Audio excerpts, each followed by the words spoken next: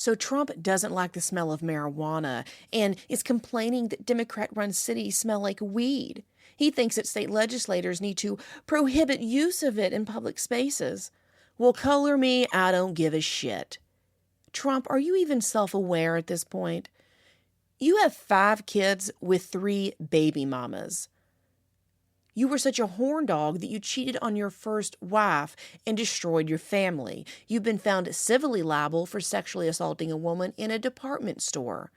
You've also allegedly had sex with a porn star. Your life could be on Jerry Springer.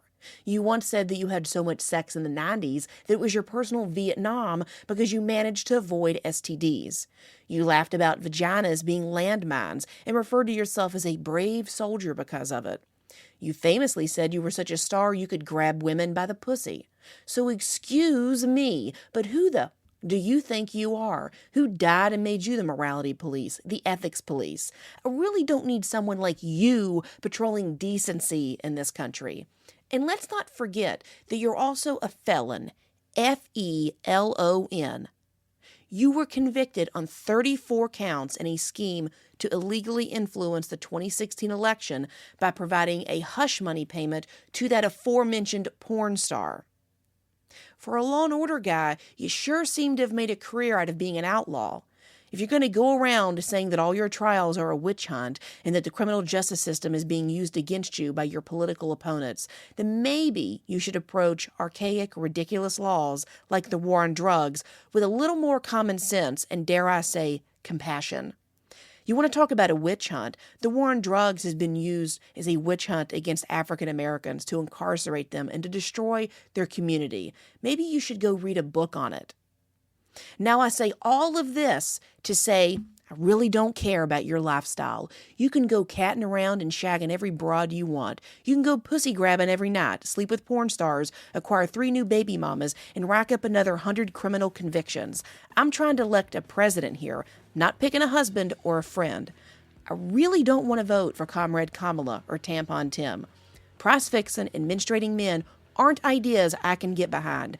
But good God Almighty, what is this, 1936? Are you still buying into reefer madness?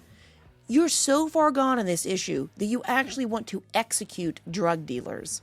It is funny how Kamala isn't bringing this stupid marijuana comment up. But then again, we know her hypocrisy about the topic. She laughed about smoking weed to get votes. Have you ever smoked? I have. Okay. Like And I inhale. I did inhale. Okay. It was a long time ago. But we all know she spent her career locking people up over it. We even got to see Kamala get smacked around on the debate stage by Tulsi Gabbard. Hey, Trump, looks like I found something you can agree with Kamala on. Marijuana is the devil. Whoever is advising you to trash talk marijuana, like all users are a bunch of derelicts who stink up the streets, needs to go get bent. The marijuana discussion is irrelevant nowadays. No one cares what the feds say. The states are going to keep doing their own thing. And one day, when all you geriatric politicians are out of office, millennials will finally nix marijuana from Schedule 1.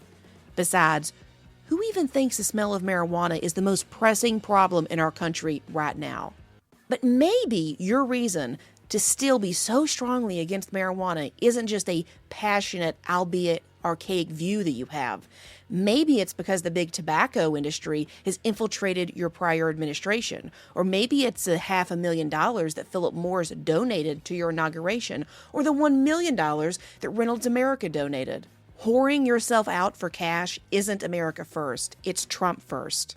So you and every other person who wants to restrict, prohibit, or complain about marijuana odor, I say this: come and smell it.